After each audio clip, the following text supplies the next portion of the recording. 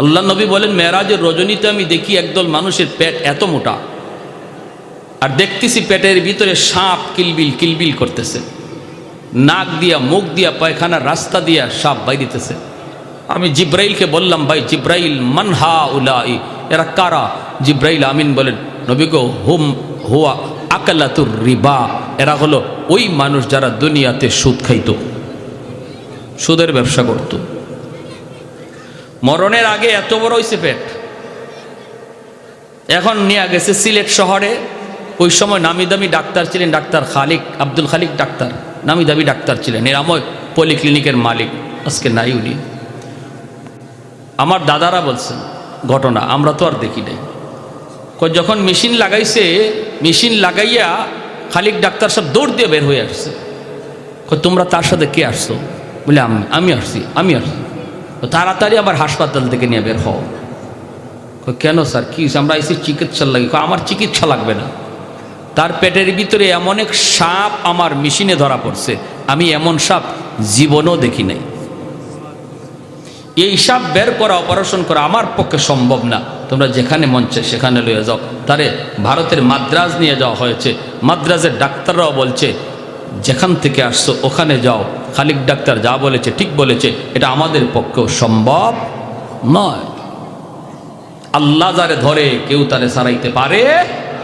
দুনিয়ার সব বিজ্ঞান, সমস্ত ট্রিটমেন্ট এখানে ফেল যদি আল্লাহ কাউরে ধরে।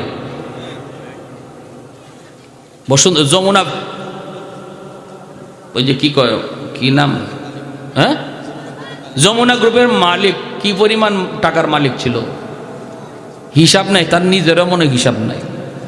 করোনায় যখন মারা গেল শুধু বলল যে আমার সব সম্পদ লইয়া যাও, আমারে শুধু একবার শ্বাস নেওয়ার সুযোগ করে দাও।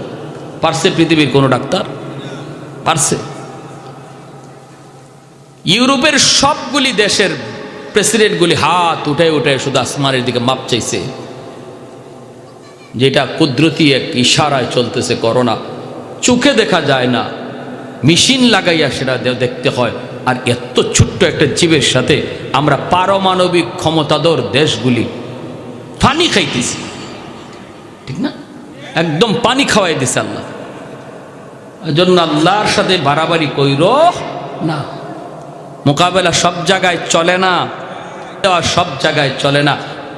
ওয়ালের মধ্যে যদি মাথা দিয়ে আপনি চান ওয়াল ভাঙতে, ওয়ালের কিছু হবে না, কিন্তু মাথা খুঁজে পাওয়া যাবে না। এটা চরম পাগলামি ছাড়া আর কিছু না। শেষ পর্যন্ত এই লোকটারে এই পেটে সাপ লইয়াই মরল, এই অবস্থায় কবরে রাখা হইল। এজন্য বলতেছিলাম, রাখে আল্লাহ, মারে কে?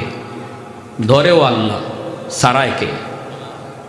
কেউ পারে না যদি আল্লাহ না সারায়। এই হাফেজ সাহেবকে আল্লাহ তার কুদরতে বাঁচাইছে, সাগরে ভাসতেছে কাঠের উপরে। আহা, সাগরে এক ধরনের প্রাণী আছে ডলফিন। এই প্রাণীটারে আল্লাহ রাখছে, আল্লাহ যারে বাঁচাইতে খেয়াল করে একটা উসিলা দিয়ে আল্লাহ বাঁচায়। ডলফিনের বাহিনী যত দূরেই থাকুক একটা সিগন্যাল পায়, আর ওই সিগন্যাল পায়া তারা দ্রুত গতিতে এই ডুবন্ত জাহাজের পাশে হাজির হয়। ইশারা আসমান থেকে হয়, যার দিকে ইশারা হয় তারে চতুর্দিক দিয়া পাহারা দিয়া দিয়া তারা বাঁচায় রাখে। এটা একটা উসিলা আল্লাহ পাকের, ঠিক কিনা ভাই? মালদ্বীপের জেলেরা সাগরে নামল, মালদ্বীপের জেলেরা সাগরে নামল মাছ ধরার জন্য। হঠাৎ করে তারা তাকায় দেখে একটা ছোট্ট বালক পানির উপরে কাটে ভাসতেছে। তারা তার নৌকায় উঠালো, উঠাইয়া তারা বাজারে তুললো বিক্রি করার জন্য। তখনকার সময়ে মানুষ বেচাকেনা হতো, মানুষ বেচাকেনা হতো। এত সুন্দর বালক, এত সুন্দর চেহারা, চেহারা সুন্দর তো হবেই, কারণ জন্ম তো মালদ্বীপ নয়, জন্ম হলো আমার নবীর দেশে। এত সুন্দর বাজারে উঠাইলো, অনেক চড়া দাম, চড়া দাম। কেউ সাহস করে না কেনার জন্য। একজন হিন্দু মহিলা, মূর্তি পূজারী একজন মহিলা, অনেক সম্পদের মালিক, কিন্তু তার ছেলে সন্তান নাই, আছে শুধু একটা মেয়ে সন্তান। একটা ছেলের প্রয়োজন, খবর পাইল বাজারে একটা ছেলে তোলা হয়েছে বিক্রির জন্য। মহিলা টাকা পয়সা নিয়ে হাজির, জেলেদেরকে বলতেছে কত টাকা লাগবে নিয়ে নে, ছেলেটাকে আমাকে দে, আমার ছেলে নাই, আমি ছেলে বেলায় পালব, আমি সন্তান হিসাবে তারে রাখবো, আমাকে মা কয়ে ডাকবে। হাফেজে কোরআনকে মা নিয়ে আসলো, মাকে মা কয়ে ডাকে, বোনটারে বোন কয়, বোনটাও ভাইয়া কয়। এইভাবেই দিন যায়, রাত যায়, ভালোই চলছে। হাফেজে কোরআন সে তার পরিচয় দেয় না। হঠাৎ করে একদিন দেখে মা কান্দে। মা তুমি কেন কান্না করো গো মা? মা কয়ে বাবা কান্দি। ও বাবা কান্দি এজন্য, মালদ্বীপে প্রতি বছর সিডর হয়, জলোচ্ছ্বাস হয়, অসংখ্য অগণিত মানুষ মারা যায়। বাদশাহ ফরমান জারি করলো, আমার দেশের জ্যোতিষীরা জ্যোতিষী বিদ্যা পড়ে তোমরা বের করো, গণকেরা গণনা করে বের করো, কেন প্রতি বছর একই টাইমে রাত যখন 12টা বাজে মালদ্বীপ থেকে পানি উইঠা জলোচ্ছ্বাস হইয়া শহরের এত ক্ষতি করে, মানুষের প্রাণহানি ঘটে? কারণটা কি? কোন জায়গায় সমস্যা তালাশ করে বের করো। গণকেরা গণনা করে বের করে বলল, জাহাপনা আমরা যা জেনেছি, আমরা যা পেয়েছি, এটা একটা খবিস জিন্নাতের কারসাজি। এই জিনের দ্বারা এই কর্মকাণ্ড ঘটে। যদি বাঁচতে হয়, যদি বাঁচাইতে হয়, ওই রাতে, যেই রাতে সিডর হয়, ওই রাতেই সাগরের পারে যে রাম মন্দির রয়েছে, ওই রাম মন্দিরে একটা সুন্দরী কুমারী মেয়েটাকে যদি রেখে দেওয়া হয়, তাহলে আর সিডর হবে না। কিন্তু সকালবেলা মেয়েটার লাশ পাওয়া যাবে, লাশ। জিন্নাত মেয়েটাকে খেয়ে ফেলবে, তারে মেরে ফেলবে, কিন্তু সিডর থেকে বেঁচে যাবে, মানুষজন বেঁচে যাবে, একজনের জান যাবে, 1000 জনের প্রাণ বাঁচবে। এবার আপনি সিদ্ধান্ত নেন কি করবেন। বাদশাহ হুকুম জারি করলো, সুন্দরী কুমারী মেয়েদের তালিকা তৈরি করো। প্রতি বছর একজন সুন্দরী মেয়েকে মন্দিরে জিন্নাতের ভোগ দেওয়া হবে, হাজারো মানুষের প্রাণ বেঁচে যাবে। ক্ষুদ্র স্বার্থ জলাঞ্জলি বৃহৎ স্বার্থের জন্য এই সিদ্ধান্ত মোতাবেক লটারি দেওয়া হয়। লটারি, এ বাবা এই বছর লটারিতে আমার একমাত্র মেয়েটার নাম চলে এসেছে। আমাকে সরকারিভাবে জানানো হয়েছে সন্ধ্যা রাতে মেয়েটাকে নিয়ে যাবে, মন্দিরে রেখে দেবে। বাবা এজন্য আমি মা কাঁদতেছি, এজন্যই আমি কাঁদতেছি। বলো না বাবা, আমি তো মা, আমি তো মা, আমি তো মা। কেমন করে সন্তান চোখের সামনে মারা যায়, আমি মা কেমন করে সেটা সইব? সন্তানের বিপদ বাপ মা সইতে পারে না। এমনকি অনেক বাপ মা সন্তানের জন্য নিজের জীবন দিতে রাজি হয়, ঠিক কিনা? এমনও কয়, আল্লাহ আমার সন্তানের অসুস্থতা আমাকে দিয়ে দাও, বিনিময়ে আমার সন্তানের হায়াত তুমি বাড়ায় দাও। বহু বাপ মা এমন আছে, বহু বাপ মা এমন আছে, আল্লাহ আমার হায়াতটা আমার সন্তানরে দিয়ে দিলাম, তবু আমার সন্তানের হায়াত তুমি বাড়াও। বাপ মাই শুধু বুঝে সন্তানের কদর, কিন্তু এই সন্তান নিজে বুঝে না বাপ মার কদর, ঠিক না? বুঝবে একদিন যেদিন নিজে বাবা হবে, বুঝবে একদিন যেদিন নিজে মা হবে, যে মা আর বাবার কলিজায় সন্তানের প্রতি কেমন দরদ, এটা বুঝে আসবে যেদিন নিজে বাপ মা হয়। আমার বাচ্চাটা একদিন ঘুমাই দিছি, হ্যাঁ এরকম ঘুমাই দিছি আমি, ছোট বাচ্চাটা। এখন সে খেলার সাথী খুঁজে, বাবারে খেলার সাথী পায়, কিন্তু আমি তো ঘুমাই দিছি, তার তো খেলার সাথী নাই। আসছে আইসা এরকমভাবে আমার বালিশটার মধ্যে নিজের বালিশটায় মাথা দিয়া ও এরকম আমার শরীরের সাথে ঘেঁষাইতেছে, ডাক দেয় না, ঘেঁষাইতেছে, আর আমার গালের সাথে নিজের গাল লাগাইতেছে, যেন আমার ঘুম ভেঙে যায়, আমার ঘুম থেকে জাগানোর জন্য। ছোট 6 বছরের বাচ্চা। তো এরকম যদি গালে গালে গাল লাগায়, আবার মাঝে মাঝে নাকও লাগায়, আমার নাকের সাথে নাকও লাগায়, তো এরকম করতে গিয়ে আমার ঘুম ভেঙে গেছে। কিন্তু আমার ঘুম ভাঙলেও আমি ভান ধরে রয়েছি, চোখ খুলতেছি না, কই দেখি আর কি করে। একটা পর্যায়ে দেখি আমারে ঘুম ভাঙানোর জন্য আমার মেয়েটা একদম আমার নাকে কপালে টুটি চুমাইতেছে। তখন ঘুমটা ভাঙছে ঠিক, কিন্তু হঠাৎ আমার মনে পড়ে গেল আজ আমি আমার বাচ্চাটার প্রতি যেমন দরদ, আমার ঘুমটা ভাঙছে, একটু ধমকও দিলাম না। কাঁচা ঘুম, সারা রাত জার্নি করে আসছি, ফজর করে ঘুমাইছি, একটু ধমক দিলাম না। ওর মা যদি ঘুম ভাঙাইতো তো খবর আসিল, ঠিক না?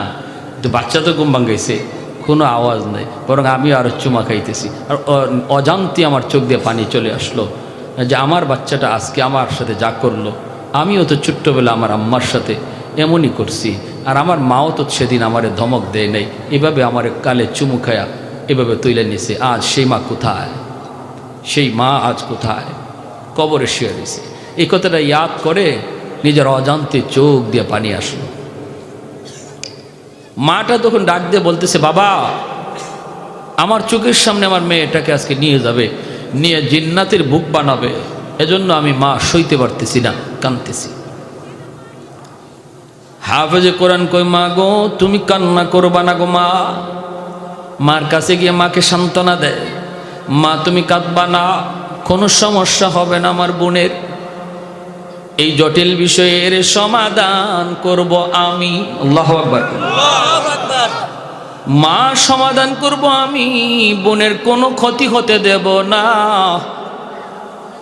মা কই, বাবা কেমনে করবা? কয়, আমার বোনের কাপড় পইরা আমি নিজে বসে যাব, আমার বোনের কাপড় পরে আমি মেয়ে লোক সেজে বসে থাকবো, ওরা আমাকে মেয়ে লোক মনে করে নিয়ে যাবে, আমি যাই একটু দেখবো জিন্নাতের শক্তি বেশি না আমার শক্তি বেশি, আমি যাই দেখবো ওই মন্দিরে কি ঘটনাটা ঘটে, আমি দেখবো গো মা, তুমি টেনশন করো না।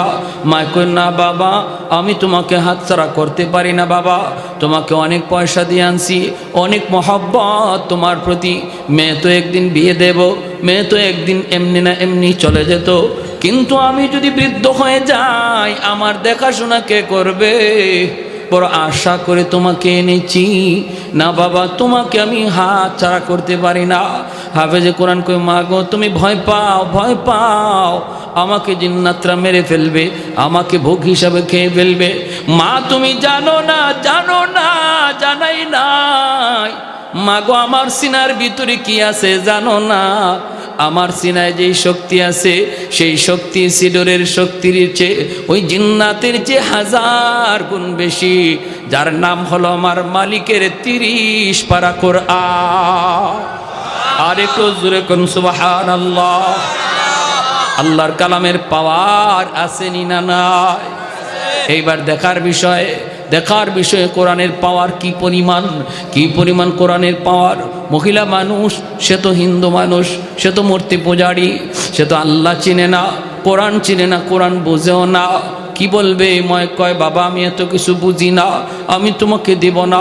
কয়, মা গো টেনশন করো না, বোনটারে নানার বাড়ি পাঠাও, নানির হাতের পিঠা খাইতে দাও, আর বোনের কাপড় আমারে পরাও, বসায় রাখো মেয়ে লোক সাজায়া, আমার দাড়ি নাই মোছ নাই, ওরা বুঝবে না আমি যে ছেলে, আমাকে মেয়ে মনে করে বসায় দাও, ওরা আমাকে নিয়ে যাক গো মা, কোনো টেনশন তুমি করবা না।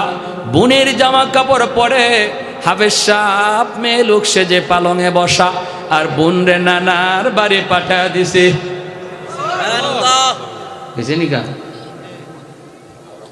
সন্ধ্যাবেলা সরকারি ফৌজ দরজার পাশে আইসে টক টক টক টক নক করেছে। মা দরজা খুলছে, খুললেই দেখে সরকারি ফৌজ, এমনি দিল কাইপে উঠছে। মহিলা যতই সন্তানের ছেলে বুঝাইতেছে, এরপরও তো পুরা একিন তো নাই, কোরআন সম্পর্কে তো বুঝেও না। হ্যাঁ, তাহলে হে কথাটার উপর 100 একিন আনবে কেমন করে? দেখকেই কয় রাম রাম রাম রাম রাম। হাফেজ সাহেব কই, রাম কইও না, রামে কাম হইব না, কাম যেখানে হইব এখানে আমার কন্টাক্ট হয়ে গেছে। সুবহানাল্লাহ জোরে কর না। হ্যাঁ, ভগবান কইতে তো দেরি হয় না। নবীর যুগে বাইতুল্লাহ মূর্তি আছিল 360টা, এই 360 মূর্তি এখন 33 কোটি হইল কেমনি? হ্যাঁ, এটা হইছে এমনি অদ্ভুত কিছু দেখলেই ভগবান। গরু ভগবান কেন দুধ দেয়, অথচ উলান কাটলে দুধ পাওয়া যায় না, ঠিক না? কত ভগবান। বটগাছ কয়টাও ভগবান কেন? কয় বয়স 200 বছর, এজন্য হয়েছে নি কাম। গঙ্গা কয় এটাও ভগবান, কবে থেকে শুরু হয়েছে এখনো পর্যন্ত চলতেছে, তো এটাই ভগবান। তুলসী গাছ কয় এটা পাতা খাইলে কাশ ভালো হয়, তো ভগবান। অন্য উসমান হারুনি আল্লাহর এক বহুত বড় বলি, খাজা মঈনুদ্দিন চিশতি রহমতুল্লাহ আলাইহি উস্তাদ খাদেম নিয়ে রওনা দিয়েছেন শীতের রাত। অসুবিধা দিতেছে আপনাদের? শীতের রাত রওনা দিচ্ছেন, উনি অজু করবেন, খাদেমরে বলতেছেন বাবা একটু দেখো তো আগুন নি পাও, আমি পানিটা গরম করব। তো খাদেম যায় পায়া গেল কিছু মানুষকে আগুনের পূজা করে, আগুন জ্বালাইছে, আগুনের পূজা করে চতুর্দিকে উলু উলু উলু উলু দিতেছে, কারণ এর আগুনও ভগবান কয়। যায় কই ভাই একটু আগুন দিবানি? কই কেন? আমার হুজুরে ওজুর পানি গরম করবে। ওরা কই কি কও তুমি? আমরা আগুনের পূজা করি, আগুন ভগবান, এটা কোনো মুসলমানরে দেওয়া যাবে না, ভাগো ভাগো। ও চলে আসছে, হুজুর আগুন তো পাইছি কিন্তু দিবে না। কেন? ওরা আগুনের পূজা করে। উসমান হারুনি কত আমার লিয়ে যা। উনি আসছে, আইসা কই ভাই আগুন দাও। কয় আগেই তো বললাম দেব না। কেন দেব না? কয় আগুনের পূজা করি। কেন করো? কই মরলে পরে আগুন জ্বালাবে না, এজন্য আগুনের পূজা করে। কত মরলে পরে আগুন জ্বালাবে না, এটা তোমরা কেমনে বুঝবা? দুনিয়াতে একটু টেস্ট করে দেখো আগুন জ্বালায়নি না জ্বালায় না। যদি আঙ্গুলটা আগুনে দিলে পরে আগুন তোমাদের আঙ্গুল না জ্বালায়, তাহলে বোঝা গেল 60 বছর 70 বছরের আগুনের পূজা তোমাদের কাম লাগছে, সাকসেস। আর যদি আঙ্গুল জ্বালায় তাহলে বুঝবা মরণের পরেও আগুন ইচ্ছা মতো জ্বালাবে। অগ্নি পূজারীরা কই বুঝছি মৌলবী তোমার উদ্দেশ্য বেশি ভালো না, আমাদেরকে আগুনে জ্বালায় মারার জন্য তুমি আসছো। উসমান হারুনি কয় কেন? কয় আগুনের স্বভাবই তো জ্বালানো। উসমান হারুনি কয় আগুনের স্বভাব জ্বালানো নয়, আগুনের স্বভাবটাই যদি জ্বালানো হতো ইব্রাহিম খলিলুল্লাহকে কেন আগুন জ্বালাইল না? তোর পাহাড় জ্বলে ছাই ছাই, মূসা কালিমুল্লাহ তুর পাহাড়ে একটা পশম পর্যন্ত আগুন মূসা নবীর জ্বালাইল না। তাহলে আগুনের নিজস্ব কোনো ক্ষমতা নাই জ্বালানোর, আগুনের মালিকের ইশারায় চলে। মালিক যদি কয় তুই জ্বালা তাহলে জ্বালায়, মালিক যদি কয় জ্বালাইস না তাহলে জ্বালায় না। আমাদের গ্রামের একজন বহুত বড় আল্লাহর ওয়ালি ছিলেন, আমার সম্পর্কে নানা লাগতেন, রঙ্গিলা মেসাবকে মানুষে ডাকতো। পাশের ঘরে আগুন লাগলো, হুজুর মসজিদে বসা, তিনি মসজিদে বসে বসে বেশি টাইম মসজিদে বসা রাখতেন। মানুষে কয় হুজুর পাশের ঘরে আগুন লাগছে, তাড়াতাড়ি করে আপনি বাড়িতে যান, যায় নিজের ঘরের মালগুলি সরান। মানুষকে হুজুর কয় কেন? কয় আপনার পাশের ঘর আপনার ঘরে লাগবে। তিনি বলে আগুনের মালিক যদি চায় তাহলে লাগবে, নতবা লাগবে না।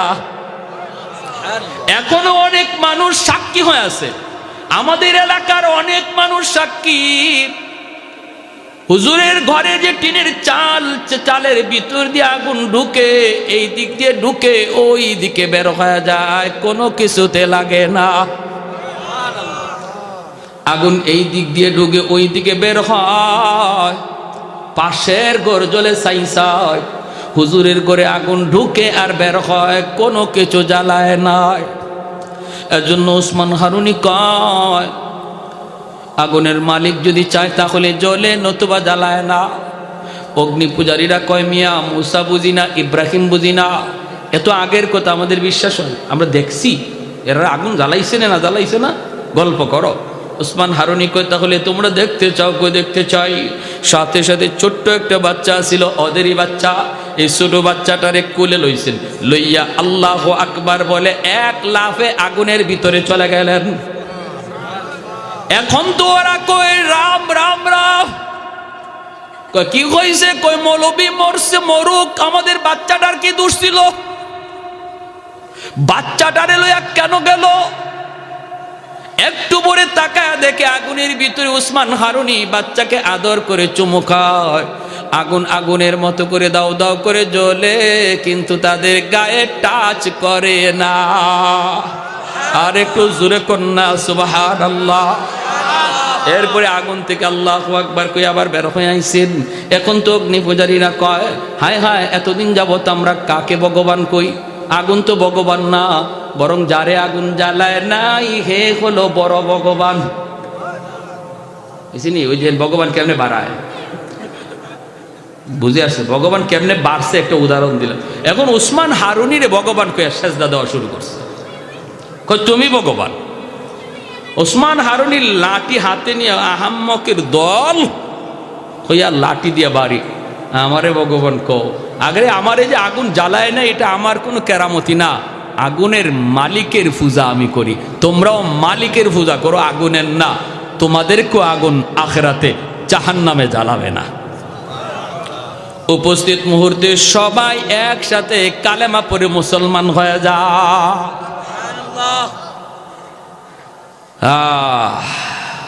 এজন্য অদ্ভুত কিছু দেখলেই ফাল দেওয়া যাবে না, লাভ দেওয়া যাবে না। মনে রাখবেন, মনে রাখবেন, পানির উপরই দিয়ে দৌড় দেওয়া সহজ। একজন মানুষ বাতাসে উড়ে গেছে, আপনি মনে করছেন হে ওই বুজুর্গ, জি না, এটা কিছুই না। কিছু কিছু জিনিস অভিজ্ঞতার আলোকে, মেসমেরিজম যারা আরবিতে বলে, যে সাধনার কারণে অনেক অমুসলিমরাও, অনেক হিন্দু পণ্ডিতরাও, সাধকরাও কিছু কেরামতি দেখাইতে পারে, পানির উপরে তো দৌড় দিতে পারে। আব্দুল কাদের জিলানী রহমতুল্লাহ আলাইহির জমানায় এক অগ্নি পূজারী, এরকম মূর্তি পূজারী, হে বাতাসে উঠতেছে। আরেকজনে গিয়া কো হুজুর কি কেরামতি আপনি দেখান, হে তো আকাশে উঠতেছে। কার এটা সাধনার দ্বারা দেখো, কি দেখমো? বড় পীর নিজের পায়ের জুতা কইলা বলতেছেন, তুই যা, তুই আকাশে উড়বে। জুতারে বলেন তুই আকাশে উড়বে, উইরে ওরে জুতা ফিটাই নামা। তো আব্দুল কাদের জিলানির জুতা উঠছে আকাশে, উঠিয়া ওই হিন্দু সাধককে জুতায় ফিটাইতে ফিটাইতে জমিনে নামাইছে। কারামাতুল আউলিয়া হাক্কুন, ওলি আল্লাহদের কারামত হক, কারণ ওলিরা এটা নিজের ক্ষমতায় করে না, করান কে? আল্লাহ। নবীদের মুজিজাও নবীরা করান না, করান কে? আল্লাহ। আর আল্লাহ করান বিধায়ী অসম্ভব সম্ভব অসম্ভব হয়, মানুষের পক্ষে না, যে আল্লাহর পক্ষে সম্ভব। মানুষ যদি কোনো কিছু অসম্ভবকে সম্ভবকে অসম্ভব বানায় নিজের সাধ্যে, এটা নিজের সাধনার দ্বারা, এটার কোনো ভিত্তি নেই, যে কোনো মুহূর্তে এটা তছনছ হয়ে যাবে। ঠিক কিনা ভাই? হ্যাঁ, ওই মহিলা সেও রাম রাম কে চিল্লাইতেছে। হাবের সাহেব কয় রাখো মা, আসতে দাও। সরকারি ফৌজেরা সেই পালংয়ের মধ্যে বসা তাকে দেখে, এত সুন্দর একটা মেয়ে, চেহারা এত সুন্দর, সুন্দর তো হবেই, কারণ নবীর দেশে, বাড়ি তো মালদ্বীপ নয়। ওরা নিজেরাই কয় হায়রে, এত সুন্দর মেয়েটাকে আজকে আমরা জিন্নাতের ভোগ বানাবো। এরাও আফসোস করে ধরতে চায়। হাবের সাহেব কয় আমাকে টান দেওয়া লাগবে না, টানাটানিও করতে হবে না, আমি নিজের ইচ্ছায় যাব। মনে মনে কয় আমারও দেখার আছে তো মন্দিরে কি, অতএব টানাটানি করো না, হেসরা হেসরি করো না, আমি যাইতেছি। সাথে করে নিয়ে গেছে মেয়ে লোকের পোশাক। বলুন তো মেয়ে না ছেলে? সবার মনোযোগ আছে? হ্যাঁ, মেয়ে না ছেলে? মেয়ের পোশাক পরছে, ঠিক না? মন্দিরের ভিতরে এনে রেখে দিল। ওরা তো চলে আসলো।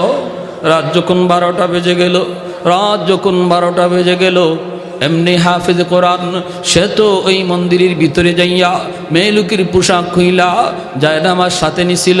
মন্দিরের ভিতরেই জায়নামাজ বিছাইয়া আল্লাহর কুদরতি কদমে সাজদা দিয়া কানতে শুরু করলো, আর বলল মালিক আজ প্রমাণ হবে জিন্নাতের ক্ষমতা বেশি নাকি তোমার কালামের ক্ষমতা বেশি। ও মালিক আজ প্রমাণ হবে, চ্যালেঞ্জ হবে, চ্যালেঞ্জ। আজ কোরআনের পাওয়ার বেশি নাকি জিন্নাতের পাওয়ার বেশি? আল্লাহ চ্যালেঞ্জ হবে, পরীক্ষা হবে গো মালিক।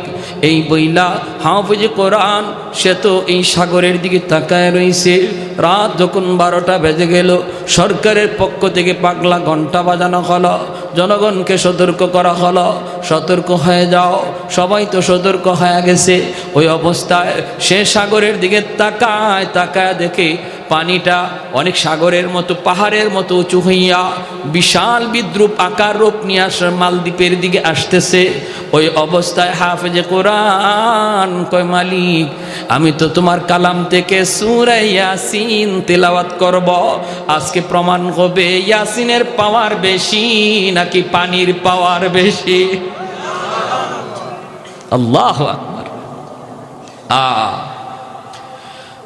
হাশরের মাঠে এই সূরা ইয়াসিন আমার নবী জান্নাতীদের সামনে পাঠ করবে, আর আল্লাহ নিজে সূরাতুর রহমান পাঠ করবে। কারা কারা ওই মজলিসে থাকতে ইচ্ছা একটু হাত উঠে আল্লাহকে দেখান তো। আল্লাহ তুমি প্রতিটা হাতকে কবুল করো, জোরে বলি আমিন। আল্লাহ তোমার নবীর পবিত্র জবানেও শুনতে চাই, আল্লাহ তোমার জবানেও আমরা কোরআন শুনতে চাই, আমিন। সূরা ইয়াসিন পড়ে ফু দিছে, এই ফুটারে আল্লাহ পাক অ্যাটম বোমার মতো শক্তিশালী বানাইয়া ওই পানির বিপরীতে আল্লাহ পাঠাইয়া দিছে। কোরআনের পাওয়ার আসেনি না নাই? সাগরের মাঝামাঝি যাইয়ে এমনভাবে অ্যাকশন দিল, পাহাড় পরিমাণ উঁচু পানি মুহূর্তের ভিতরেই সাগরে দেবে গেল। আল্লাহর কোরআন জয়ী হলো, আল্লাহর কোরআন জয়ী হলো, পানি দেবে গেল, জিন্নাত দেবে গেল, জিন্নাত পরাজিত হলো। ভাইরা বন্ধুরা, আল্লাহর কোরআনের পাওয়ার, কোরআনের পাওয়ার। আমাদের সিলেটের একজন বহুত বড় বুজুর্গ ছিলেন, নুরুদ্দিন ঘরপুরি রহমতুল্লাহি আলাইহি, আজ তিনি দুনিয়ায় নাই। এত বড় বুজুর্গ, এত বড় বুজুর্গ, তিনি শনিবার মঙ্গলবার পানি ফরা দিতেন। মানুষজন বোতল নিয়ে পানি নিয়ে হাজির হইতো, আল্লাহর ওলি ফু দিবেন, হাজারো হাজারো মানুষ পানি নিয়ে হাজির মাদ্রাসায়। এত মানুষকে হুজুরে ফু দিবেন কেমন করে? তিনি করতেন কি? তিনি বলতেন, এই যে মাদ্রাসার সামনে পুকুর, বিশাল বড় পুকুর, এই পুকুরের মধ্যে হুজুর একটা ফু দিতেন, ফু দিয়ে চলে যাইতেন আর বলতেন পুকুর থেকে পানি নাও। মানুষ পুকুর থেকে পানি নিত, কাম হয়ে যাইত। বিশাল বড় পুকুরে ফু দিয়া চলে যাইতেন। এক লোক লন্ডন থেকে আসছে, এসে হুজুর আমি আপনার খুব ভক্ত। এই বাচ্চারা এইদিকে কথা বলে কেন? হুজুর আমি আপনার খুব ভক্ত, হুজুর আমাকে একটু খাস করে পানি দেন। একটা কাচের জগের মধ্যে এইভাবে পানি নিয়ে হুজুরের সামনে হাজির হয়েছে। হাজির হয়ে হুজুর আমার একটু আলাদাভাবে একটু খাসভাবে একটু ফু দিয়া দেন। হুজুরে বলতেছে, আমি পুকুরে ফু দিলাম না, পুকুর থেকে নিয়ে যাও। হুজুর আমার কি নয় না। কেন? কয় আপনি পুকুরের এক কোনায় ফু দিছেন, এই ফু আরেক কোনায় যায় কেমনে? বুঝে পড়ে না, এই ফু এবার থেকে ওবার যায় কেমনে? তো আল্লাহর ওলি কয় তোমার একিন হয় না? কয় না। কয়তে তুমি জগে ধরো, ভালো করে জগ ধরো, আমি ফু দিতেছি। আমাদের উস্তাদরা পাশে ছিলেন, আল্লাহর ওলি ফু দিছেন, ওর হাতের মধ্যে কাচের জগ দেওয়ার সাথে সাথে কাচের জগটা টাস টাস করে ভেঙ্গে চুরমার হয়ে গেল, আর পানি মাটিতে পড়ে গেল। আল্লাহর কোরআনের পাওয়ার আসেনি না নাই? আসেনি না নাই? হ্যাঁ। আর আমরা কই কি হুজুর কেমনে বুঝি ইমাম সাহেবের কত পানি পড়া নিছি, কাম হয় না। কাম হবে কেমনে? যেই যুগে হুজুরদের পানি পড়া কাম হতো, এই যুগে মুসলমানের ঘরে রহমতের দরজা খোলা ছিল। মুসলমানের ঘরে কোরআন তেলাওয়াত হলে রহমত আসে। আর কোরআন তেলাওয়াত হতো সকালবেলা ফজরের পর, হাঁটলে পরে কোরআন তেলাওয়াতের আওয়াজ শোনা যাইত। তখন মুসলমানের ঘরে রহমতের দরজা খোলা ছিল। হুজুররা পানি পড়া দিত, কোরআন দিয়ে ফু দিত, এই ফু রহমতের দরজা দিয়ে আগে আপনার ঘরে ঢুকতো। আর এখনের জমানায় কোরআন এমনভাবে আমাদের ঘরে প্রতিদিন টেলিভিশন চালু হয়, কিন্তু আল্লাহর কালাম সপ্তাহ টিকে দিছে। এখন হুজুর এখন কি করব? আমি বললাম কি করব মানে?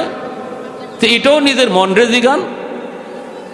হুজুর এক কাজ করি, টেলিভিশন ঘরেই থাকো, কোরআন শরীফ বারান্দায় দিয়া দিই। নাউজুবিল্লাহ, আসতে কইবেন। এই মানুষ যদি কয় হুজুরের ফুতে কাম হয় না, তোমার কিসে কাম হইতো? কাম হইতো তোমার কিসে? তোমার গলায় যদি তাবিজ না দিয়া ইট ঝুলাই দেওয়া হয়, তাও কাজ হবে না। আর বোতলে পানি না দিয়া যদি কলস বইরা পানি ফু দেয়, তাও কাম হবে না। কারণ তোমার ঘরে কোরআন বারান্দায়, আর মেইন ঘরে টেলিভিশন। রহমতের দরজা দিয়ে আল্লাহর কালাম ঢুকতে যায়, যায় দেখে আপনার ঘরের দরজা বন্ধ। আল্লাহর কোরআন রহমতের দরজা ছাড়া ঢুকে না। টেলিভিশন যেই ঘরে চলে, গান বাজনা প্রতিদিন চলে, কোরআন তিলাওয়াত হয় না, এই ঘরে রহমতের দরজা বন্ধ, গজবের দরজা খোলা। এজন্য আল্লাহর কোরআন গজবের দরজা দিয়ে ঢুকে না, রহমতের দরজা ছাড়া ঢুকে না। আল্লাহ আমাদের সহি বুঝ দাও। মা বোনদেরকে অনুরোধ করে বলবো, ঘরে অশান্তি, স্বামী ভালোবাসা পাও না, সন্তান কথা শুনে না, অশান্তির আগুনে জ্বলতেছ, আল্লাহর দোহায় যেই জিনিসে শান্তি আনে সে কোরআন তেলাওয়াত শুরু করো। এখনো সময় আছে, কোনো তাবিজ পরা পানি পরা লাগবে না, ঘরে কোরআন তেলাওয়াত শুরু করো, অটোমেটিক আসমানি ফয়সালা রহমত চলে আসবে। ঘরের অশান্তি দূর করতে হলে কোরআন ছাড়া হবে না, সমাজের অশান্তি দূর করতে হলে মাদ্রাসা ছাড়া হবে না। আমার ভাইরা, এইবার যেই মাত্র সকালবেলা সরকারি ফৌজরা আসছে লাশ নেওয়ার জন্য মন্দির থেকে, এসে দেখে লাশের কোনো বংশ নাই, বরং একটা ছোট্ট বালক কোরআন তেলাওয়াত করতেছে মন্দিরের ভিতরে। সরকারি ফৌজরা কয়, বাবা লাশটা কোথায়? হাফেজ সাহেব কই, লাশ কোথায় তোমরা পাবা? কয় কেন, গত রাত যে মেয়েটারে আনলাম। কয় গত রাত তো মেয়ে আনো নাই, আমারই তোমরা নিয়ে আসছো। মেয়ে লোক মনে কইরা আমার বোনকে নানার বাড়ি পাঠায় দিছি। সরকারি ফৌজরা কয়, বেটা তাহলে তুই মরলি না, সিডরও হলো না, পানিও হলো না, তুইও মরলি না, ঘটনা কি? হাফেজ কোরআন কয়, তোমরা মনে করেছ জিন্নাত আমাকে মেরে ফেলবে, খেয়ে ফেলবে, কিন্তু তোমরা জানোই না আমার সিনায় কি পরিমাণ পাওয়ার। আমার সিনার ভিতরে 30 পারা কোরআন, যা সিডরের চেয়ে 1000 গুণ বেশি পাওয়ার। সরকারি ফৌজরার সাথে সাথে বাদশার কাছে চলে গেল, যায় বাদশাকে খবর দিল। বাদশাহ দ্রুত বেগে হাজির হয়ে গেল মন্ত্রী লইয়া, পরিষদ লইয়া হাজির। এই সেই বলতেছে, বাবা কি শুনাইছো? যদি এমনই হয় তাহলে আমরাও আর অন্ধকার ধর্মে থাকতে চাই না, আমরাও কালেমা পড়ব, কিন্তু বাবা আমি নিজের চোখে দেখতে চাই আল্লাহর কালামের ক্ষমতা। আগামী বছর 1 তারিখে আমরা তোমাকে এই জায়গায় রাখবো, সাগরের পারে দাঁড়ায় দাঁড়ায় আমি বাদশাহ মন্ত্রী পরিষদ লিয়া সব দেখব, নিজের চোখে দেখব। যদি এমনই হয় কথা দিলাম আমি বাদশাহ শুধু একা নয়, জনগণ লইয়া মুসলমান হব। এই হলো ইতিহাস। আগামী বছর একই টাইম হাফেজ সাহেবকে মন্দিরে রাখা হয়। সরকার তার বাহিনী লইয়া, মন্ত্রী পরিষদ সব লইয়া সাগরের পারে দাঁড়ায়। রাত যখন 12টা বেজে যায়, সাগরের দিকে তাকায় দেখে পানি অদ্ভুত ক্ষমতাসীন, অনেক ক্ষমতা লইয়া পানি উঠতেছে।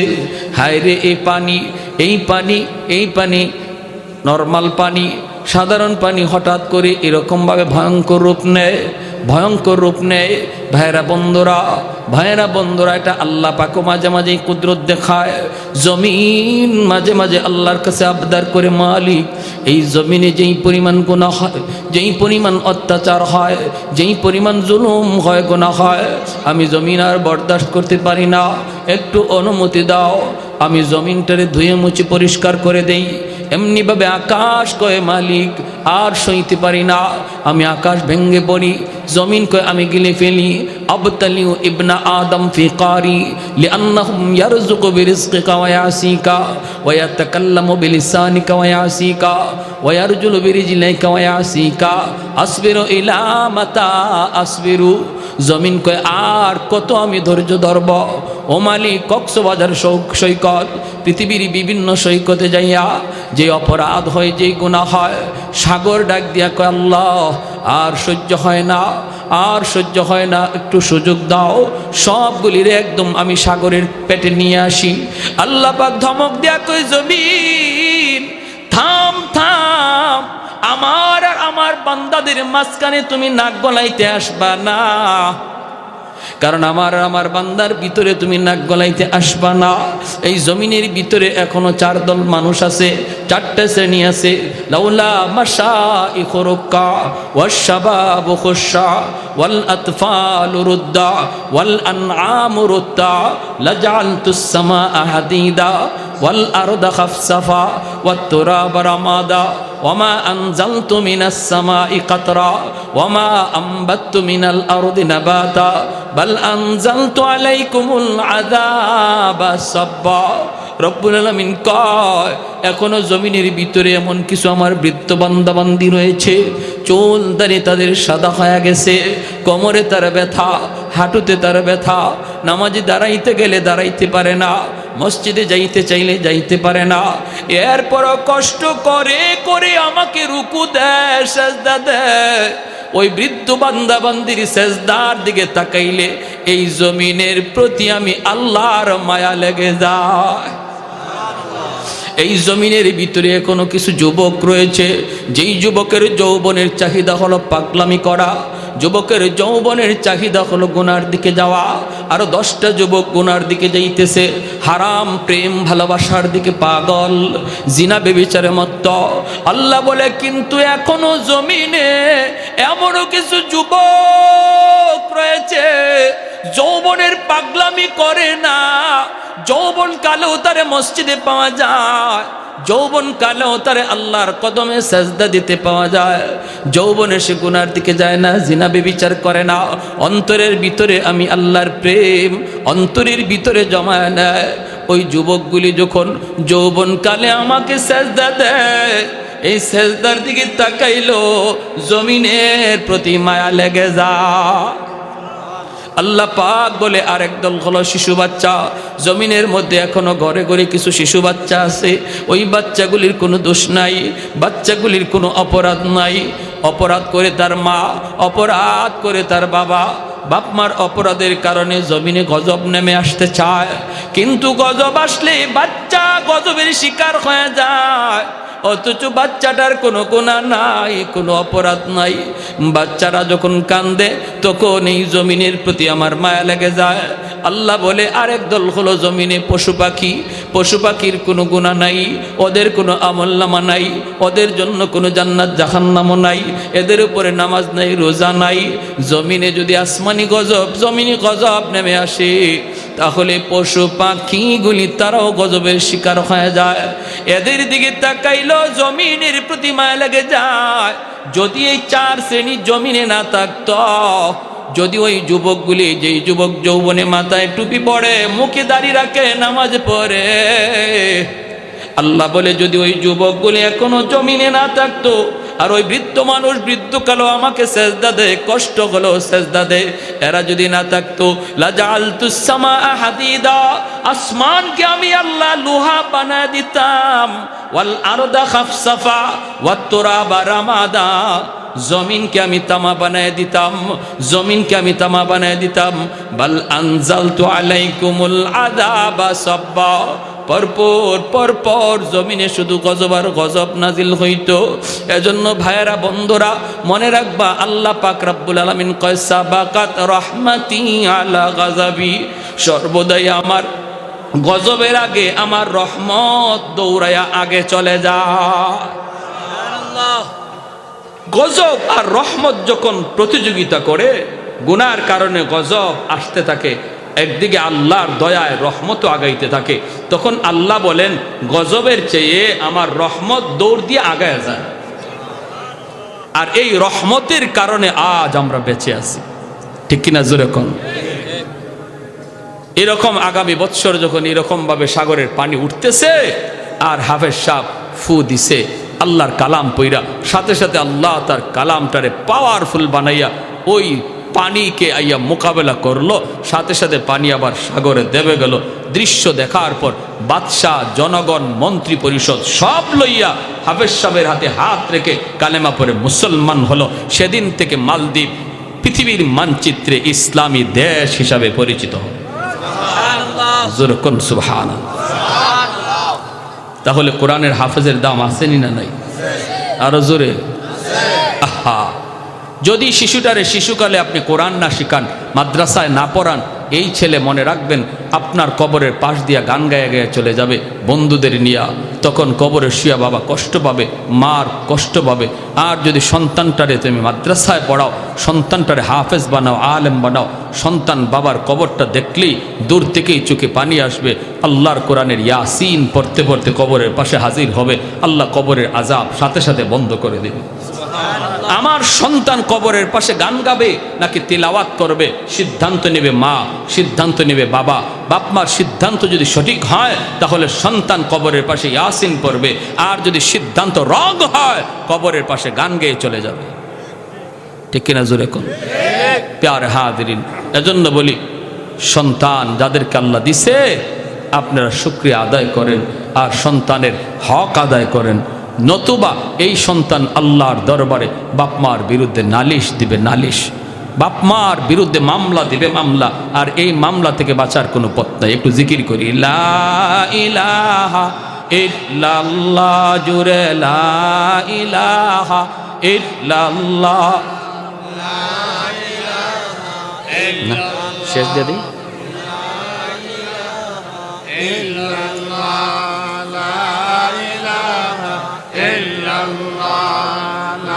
কালেকশন করতে হবে।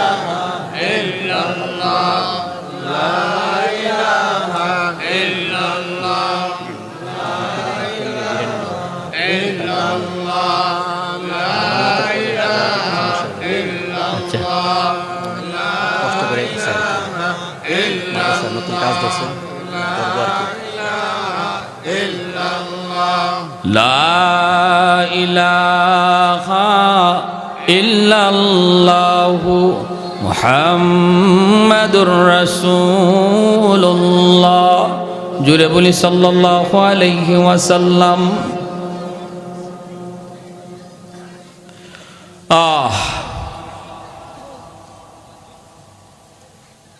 হাসরের মাঠে আল্লাহ হাসরবাসীর সামনে একটা ঘোষণা দিবে।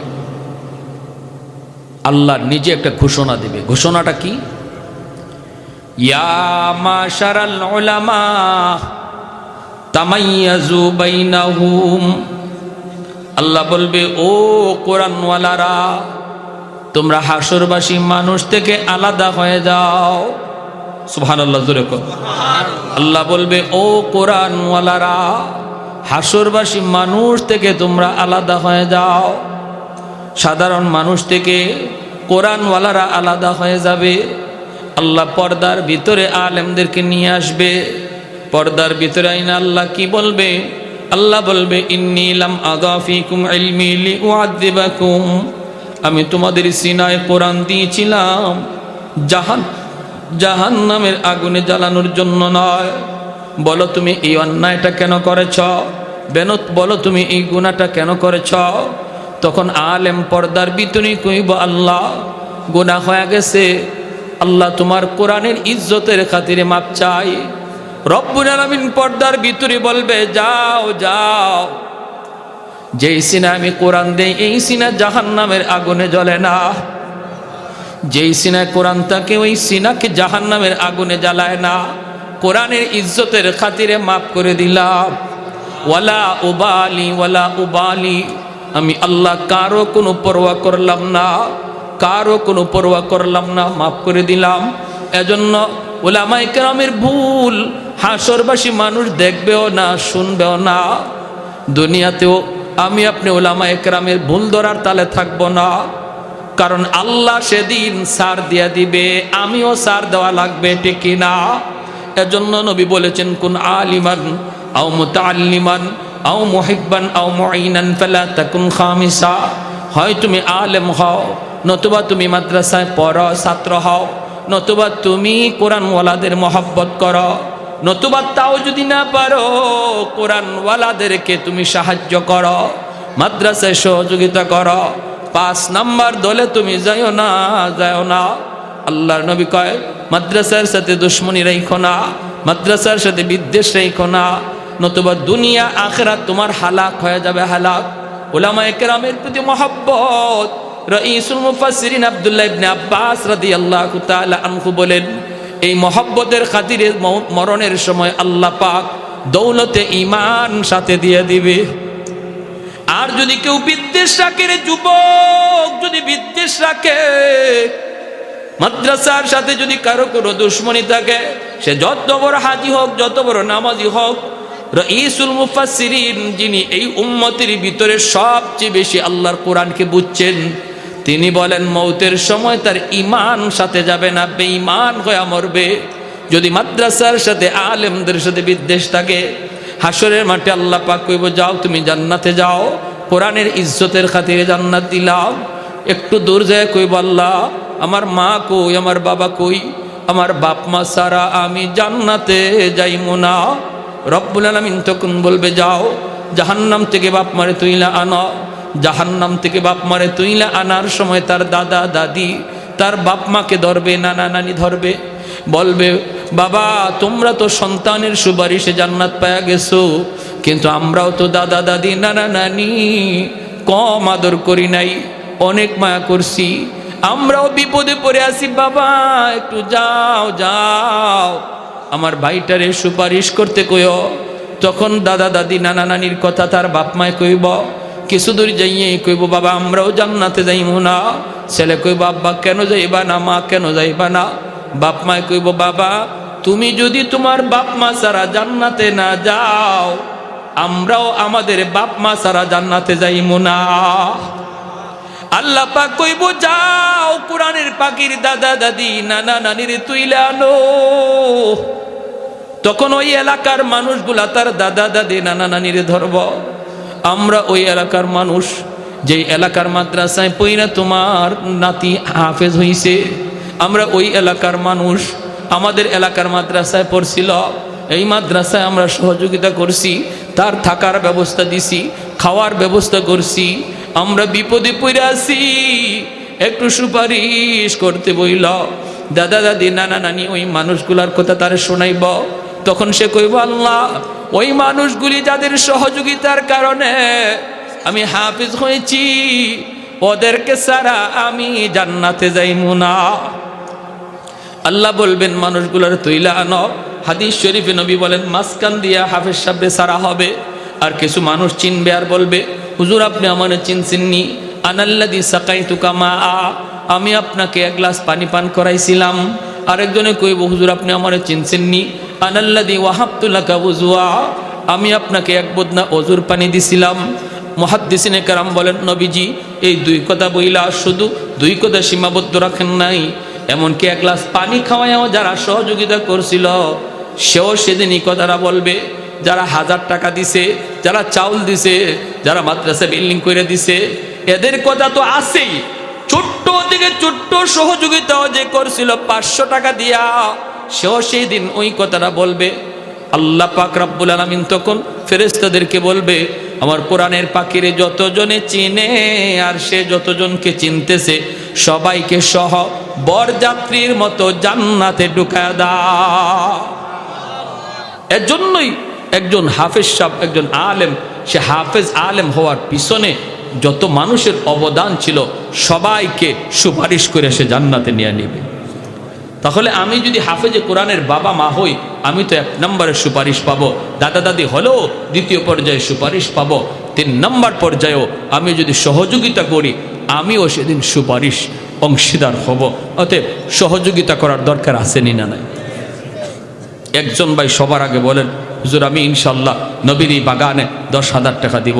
একজন ভাই হিম্মত করে বলেন, আল্লাহ যেন আপনার আওলাদ থেকে, আল্লাহ যেন আপনার নাতি নশা থেকে, আপনার পরিবার থেকে কোরআনের হাফেজ আল্লাহ কবুল করে, আলেম কবুল করে। খাস করে আমি দোয়া করব, একজন ভাই হিম্মত করেন, অথবা সন্তান বা নাতি মাদ্রাসায় দিছেন, আল্লাহ যেন তার সিনায় কোরআন রাখে, এই নিয়ত কইরা দিলটারে নরম কইরা নবীর বাগানে 10,000 টাকা কে সবার আগে দিবেন, যিনি সবার আগে দিবেন এরপরে যতজন বলবে আল্লাহ সমান সব আপনারও দিবে, কারণ আপনার কারণে সবাই উৎসাহ পাইছে। আমার ভাই নবীর ঘরে দিলে নবীর রওজায় আল্লাহ নগদ খবর পৌঁছায়, আল্লাহর ঘরে দিলে আল্লাহ খুশি হয়, নবীর ঘরে দিলে নবী খুশি হয়, ঠিক কিনা ভাই? এজন্য একজন ভাই সবার আগে হিম্মত করে বলেন, হুজুর আমি ইনশাল্লাহ 10,000 টাকা দিব। একজন ভাই, আল্লাহ তুমি কবুল করো। একজনও উঠবেন না, সবাই একটু শুধু দিল থেকে দোয়া করেন।